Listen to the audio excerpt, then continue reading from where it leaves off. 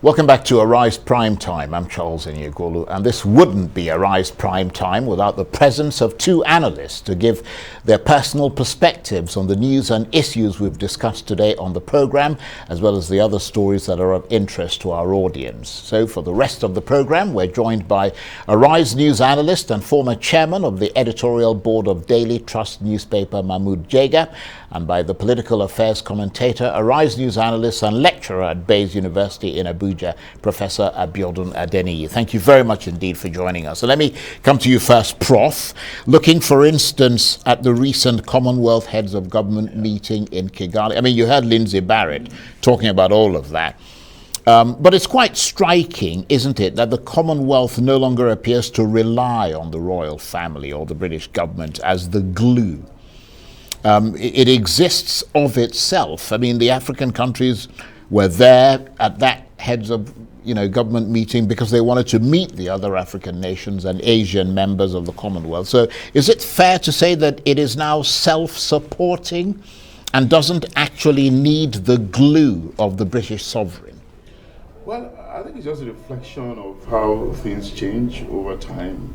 African countries are probably seeing that they need themselves much more than maybe some foreign powers. We need to also remember the history of the Commonwealth itself, formed because of their former affiliation with the colonial powers. And of course, it has mutated. That's continuing really. And maybe in the future, they might also find other ways of identifying themselves, as independent nations, far more beyond the Commonwealth. But if they continue to stay in the Commonwealth, it's probably because they want to continue. They want to sustain the harmony, and probably subtly looking at what the colonial power, which is still the influential Britain, can do for them, either individually or collectively at some point in the future. So I see it as the growth of nations, the continuous attempt for nations and committee of nations to redefine itself over years. So it's evolutionary, right, and nothing really surprising, really. But I think it's going to be very difficult, really, for these African nations, either individually or collectively, to distance themselves from the United Kingdom, given the status of the UK in the Committee of Nations as a world power, as a member of the Security Council, etc., etc. Well, Mahmood Jega, while we ponder whether King Charles is going to be as personally invested in the Commonwealth as the Queen was, on a more political level, we've seen a gradual process where Britain and Africa have been drifting apart a little bit. Boris Johnson tilting more towards Asia, neglecting Africa. Do you think Liz Truss might be different? She was the foreign secretary,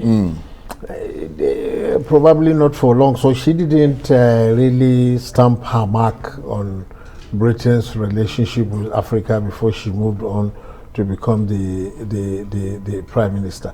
In the end, it is the reality of the situation more than the personal, maybe, sentiments of the leader. The way things are going now, not many African countries are looking towards Britain for their future economic relationship. Many East and Southern African countries and increasingly West African countries are looking towards China. In fact, that's a fact. When they look to the West, mostly it is to the United States, which is the leader.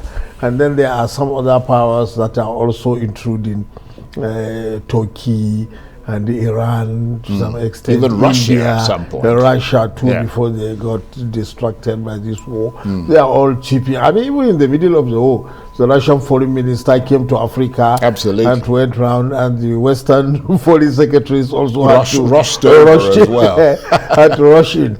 So, which is very good for us in Africa, exactly, because if we were for a change, of course, we are now the beautiful bride. Everybody is coming. It's a welcome opportunity for us. Yes. Nevertheless, Professor, under Liz Truss, we now have a British cabinet with more people of African heritage. I mean, Kwasi Kwarteng at the Treasury, James Cleverly at the Foreign Office, Kemi Badenoch at Trade. Might all that penetrate through in UK relations with Africa?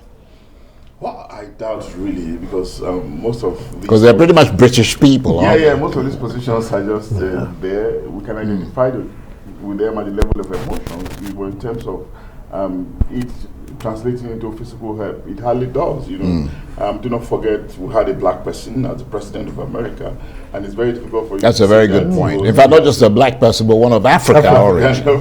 Very difficult for us to see, how he accessed Africa despite his blackness or despite his Africanness. The arguments in circles that Bill Clinton was even more African, who came before me than he did. So sometimes it's just a level of identification, a psychological belonging, saying that, okay, they are blacks, their origin is Africa, and it doesn't go beyond that really. I do not forget that these countries are very sensitive. If there's any attempt for them, to show some level of preference, it might backfire in their own home countries. And of course, these people got to these positions because of their dynamism, maybe in the case of Britain, because of their feats and brilliance, in the parliament, they weren't just appointed just because they were black. Yeah, no, absolutely. Finally, I think it's important for us to also undermine the fact that we're moving towards multiculturalism. These countries are becoming much more cosmopolitan, and they are reflecting it as well. Yeah, that's a good point. So it's more a reflection of what's going on inside their countries. Don't forget that Rishi Sunak would probably have been he could have been prime minister. For some reasons, he lost it. Not necessarily because he was incompetent, but for reasons that we are still suspecting. I'm not going to be definitive, but there's reasons why we can argue that he didn't. Yes, I think a lot of people share that suspicion, but let's not say what it is. Let's turn to Nigerian politics, Mahmood Jega. We saw Atiku Abubakar, the main opposition PDP presidential candidate, lay out his economic agenda yesterday, saying he would revitalize Nigeria's limping economy by launching a $10 billion economic stimulus fund, within his first 100 days in office that would prioritize, micro, small, and medium-scale enterprises, and that would offer inclusive growth. What do you think of his economic plan? Well, at least it is very good that the major candidates are now bringing issues into this campaign, because otherwise we were having clownish things like the spokesman doing all kinds of things. But it is very important that the major candidates will have to concentrate their mind on some program that we can hold them onto, because we don't want a repeat of what happened before. We have some mouth-watering programs, but by the time the government settled down, they said they are not the ones that issued them. It was I didn't say it.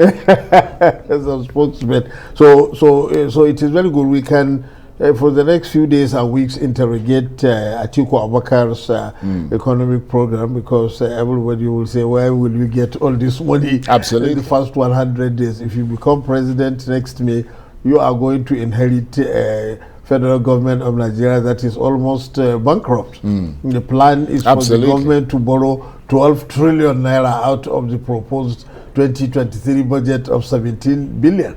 So you are going to, if you become president, to be paying a lot of the debt. But it's okay. At least we can interrogate the program and he can fine-tune it and give us the details later. Absolutely. He also said, Professor Adeniyi, that he would privatize the refineries, restore investors' confidence, set up another $20 billion fund for infrastructure, do a lot of fiscal restructuring, and ensure that over the medium term, recurrent expenditure would not exceed 45% of the budget. Does all that win you over?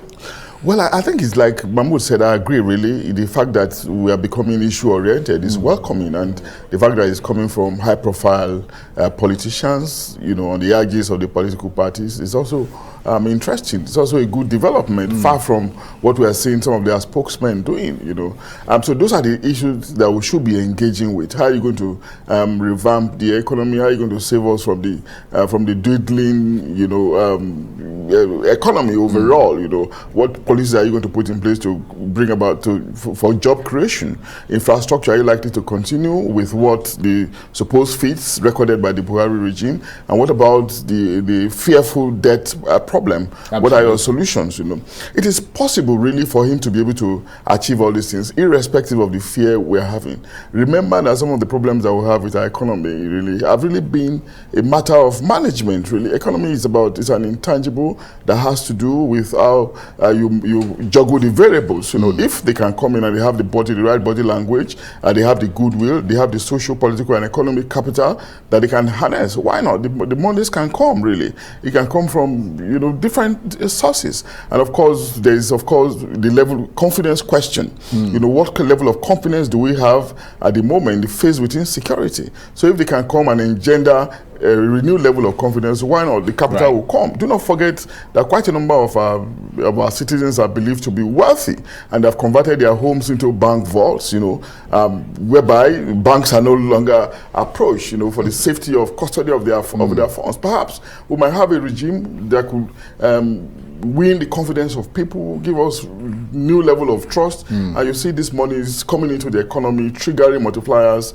production, consumption, and of course, you know how it can add up to boosting our GDP at the end of the day. We cannot always be pessimistic. Yes, the situation is not looking good now, but we just need quality management to revamp the processes. Yeah, that's a good point about restoring confidence. We've got about a minute and a half or so. Let's turn to INEC and the delisting of more than 1 million voters over the invalidity of their registration. They had apparently cleaned up the register, getting rid of double, multiple, and ineligible registrants that they detected. What do you make of that? Nigerians, many Nigerians don't learn. In 2011, when we first did this electronic registration, INEC did warn. Maybe when you go to a registration center, there is only one computer there, then you think you can register here and quickly run to another place. But it's because they lack knowledge of computers.